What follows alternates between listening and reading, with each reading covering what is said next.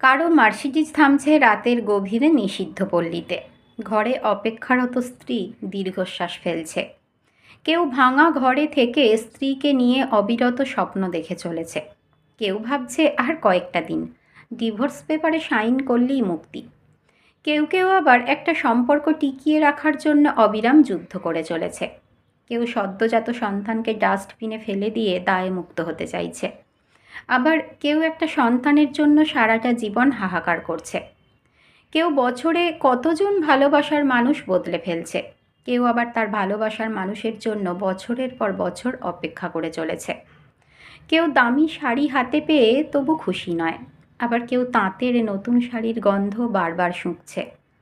কেউ প্রিয়জনের কাছ থেকে সোনা বা হীরের চুড়ি পেয়ে খুশি নয়, কেউ আবার প্রিয়জনের কাছ থেকে পাওয়া কাঁচের চুড়িতে স্বর্গের সুখ খুঁজে পাচ্ছে। কেউ লাখ টাকার ডাইনিং টেবিলে বসেও তৃপ্তি সহকারে খেতে পারছে না। কেউ পেঁয়াজ কাঁচা লঙ্কা কচলিয়ে গোগ্রাসে পান্তা গিলছে। কারো দামি খাটে শুয়েও ঘুমের ওষুধ খেতে হচ্ছে। কেউ আবার হিমেল হাওয়ায় অঘোরে ঘুমোচ্ছে। কারো পড়ার টেবিলে নতুন বইয়ের সমারোহ, কিন্তু পড়ার ইচ্ছে নেই। কেউ আবার পুরাতন বইয়ের দোকান চষে বেড়াচ্ছে পকেট খালি বলে।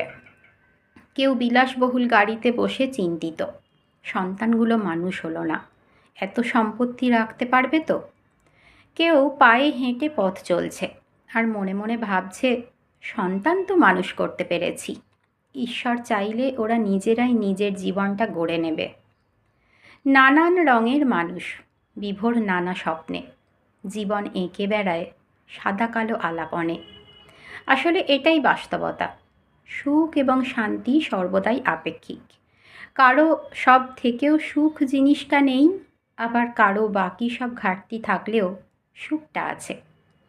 কেউ দুবেলা খাওয়ার জন্য সারাদিন হাঁটে, আবার কেউ খাবার হজম করার জন্য হাঁটে। জীবন যেখানে যেমন।